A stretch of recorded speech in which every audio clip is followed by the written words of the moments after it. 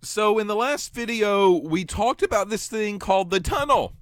And the tunnel is really called the quadrupole. So that's kind of what we saw here, right?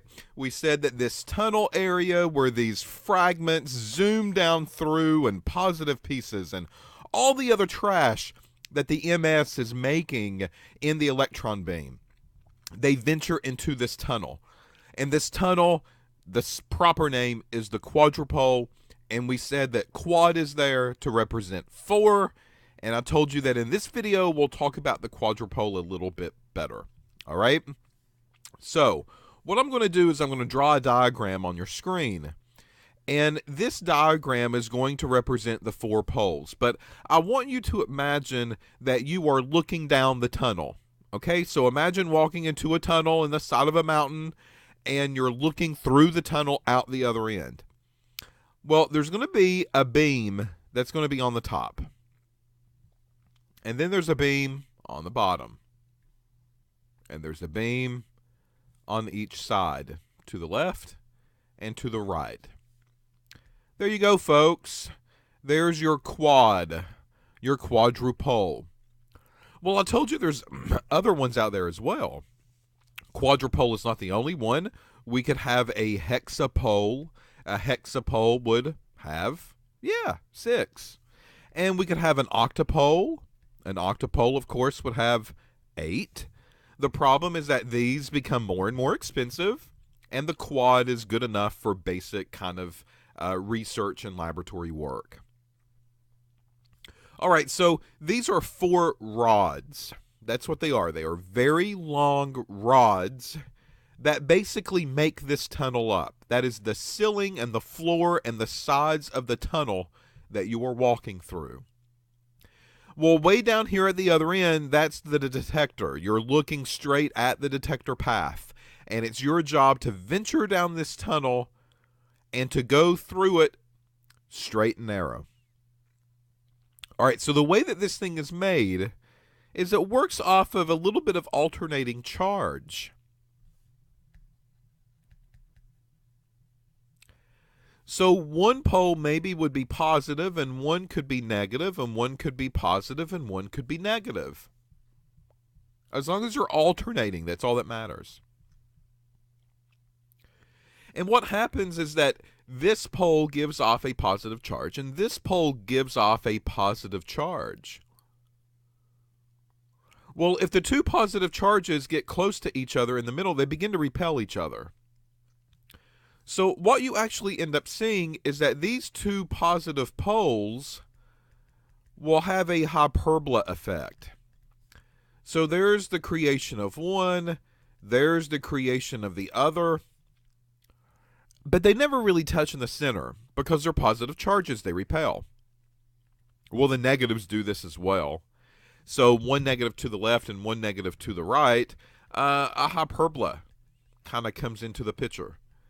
So we see an area that's kind of negative there, and we see an area that's going to kind of be negative here, but they will never touch in the center, and the reason is because they're negative and they repel each other. And what we've done is that these 4 poles have created a center right in there. And this is what aligns all of our fragments as they come through the tunnel, right? We can't really have a tunnel, and we've shown this before in another video, that has a fragment that's kind of coming down through and then slams into the side. We have to make sure that it stays in the center, because if it stays in the center, then it can make its way out the other end, but only if it stays in the center of this tunnel. Well, we need to control it a little bit, and the quadrupole is what helps us control it. These alternating charges as we go around this quadrupole will align everything up in the center. And because of that, these compounds and fragments can go through and hit the detector at the other end of the tunnel. But if it wasn't for those alternating charges of the quadrupole, it would not happen. Now, you can kind of imagine a hexapole would create probably 2 more in here. and that hexapole would also have a parabola that will go through. An octupole would do the same thing. It would have another 2, and we would get more control, and it would line up things better in the center as they go through. But again, the quadrupole is perfectly fine for what we need.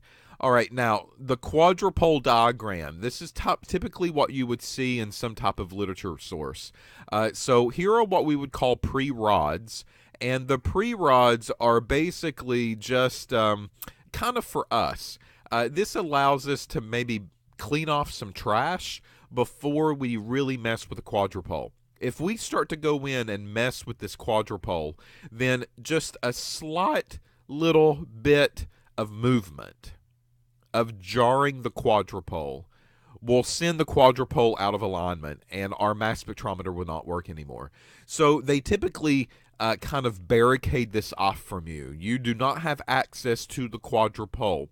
This is really difficult to get to, and if you have to mess with the quadrupole, you really need a specialist to come in and kind of do that for you. If not, just get a new instrument. And I hate to say that, but that's kind of what it boils down to. The front end, though, the front end is typically where a lot of the trash gets built up. And this front end you can mess with and you can clean, you can maintain it. This is what we would call the pre-rods. And those pre-rods, are easily accessible, easy to clean. It's not the main quadrupole at all. It's typically here in the very front end. And if you mess these up, no big deal. You just take them off and kind of put the new pieces back on. I mean, that's kind of what they're made for. And you even kind of see that right here, right? You see that line that's there and you see the line that's there.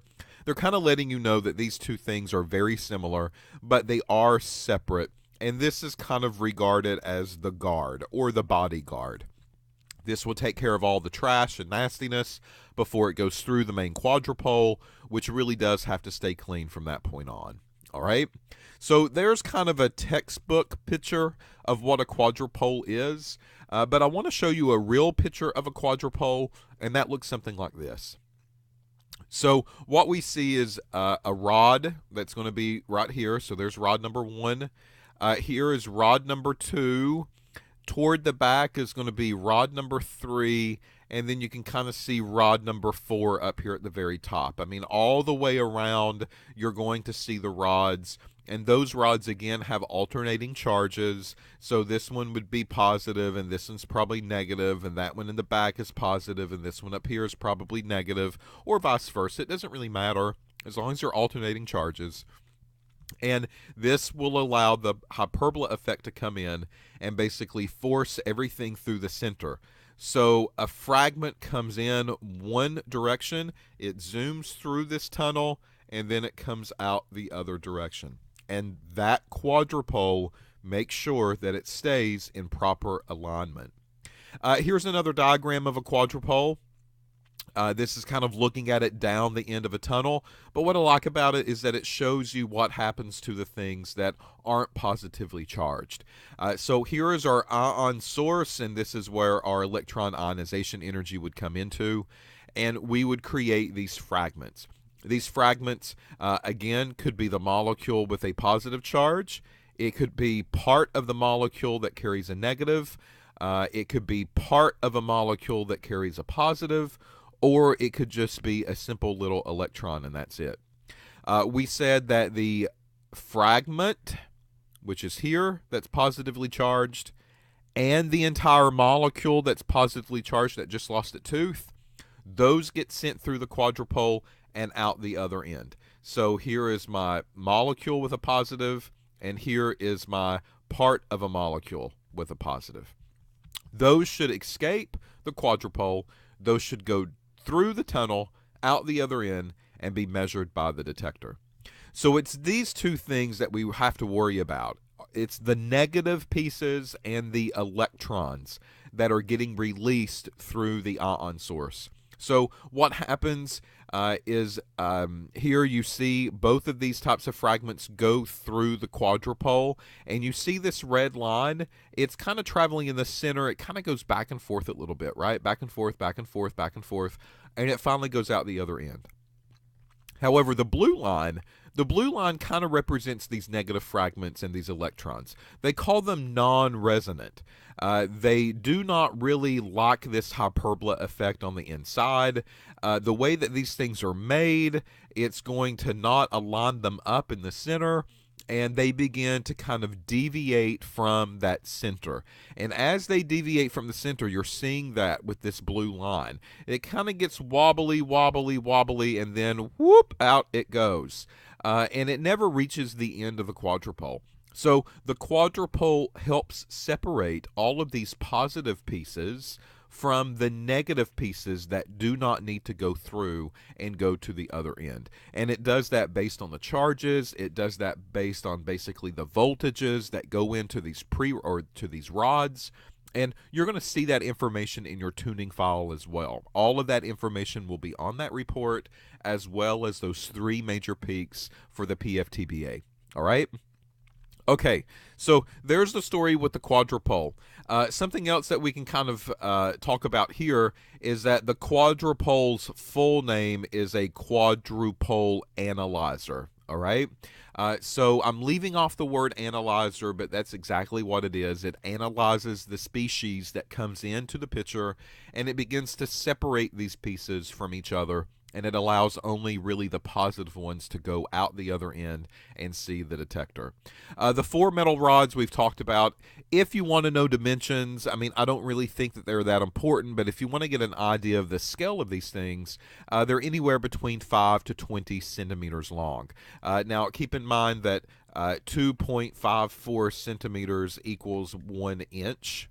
Okay, so if you just simply take this and divide it by 2 to get a quick idea of how long this guy is, typically about 10 inches long, give or take a little bit.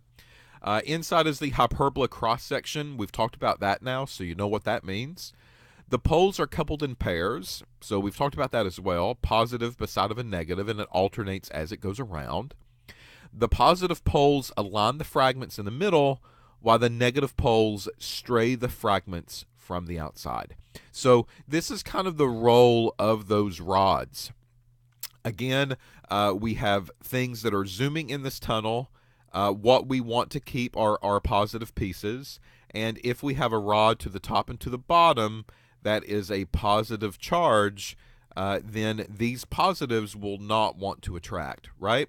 So because these are pushing each other away, the positive pieces will go through the area that it's not affected by that magnetic charge. The negative poles, though, stray the fragments from the outside. So it will also help push everything to the center, but these negatives have a different role than the positives do. But here I'm just going to focus on the positive because I think that's typically a little bit easier to see and to understand. And if you can get that, then you kind of know how the quadrupole is doing its job.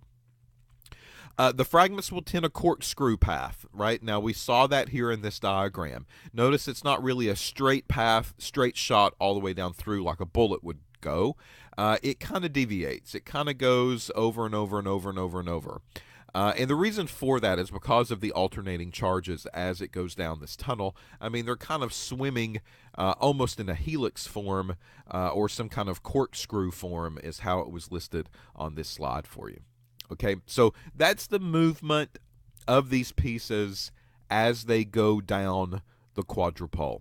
That's what's happening inside of that tunnel. That is what we're calling the tunnel. It's really the quadrupole. That's what's happening on the inside. This is how the mass spectrometer is making everything line up. And if everything lines up and goes through the middle, then it's perfectly fine and we're going to get some data. It also needs to get rid of all the trash that doesn't need to be seen, and the quadrupole helps that area tremendously. Okay? So this is where I'm going to stop the video. And in the next one, we'll talk about what happens after it reaches the end of the tunnel, right? So here we've kind of taken a step-by-step approach. The ionization source creates the fragments and the positive charges, as well as trash. All of that gets sent into the tunnel, which is called the quadrupole.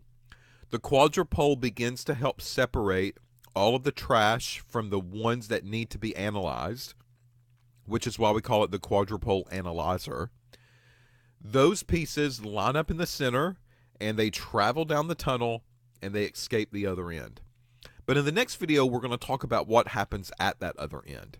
Okay, so there's still some more details that are going to happen here before we get to the actual detection part of the mass spectrometer.